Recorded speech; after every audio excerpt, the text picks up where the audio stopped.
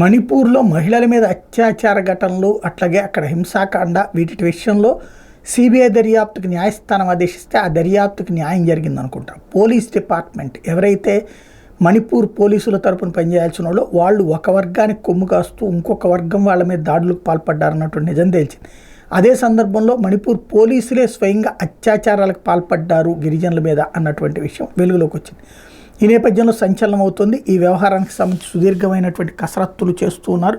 దీని మీద ఏం చర్యలు తీసుకోవాలని the CBI has made A shocking charge against Manipur police in the case of viral video of 2 women being stripped, paraded naked before being gang raped in the state a day before the ethnic violence between the Meiteis and Kukis broke out in 2023. In its charge sheet filed on October 2023, the details of which have come to light now.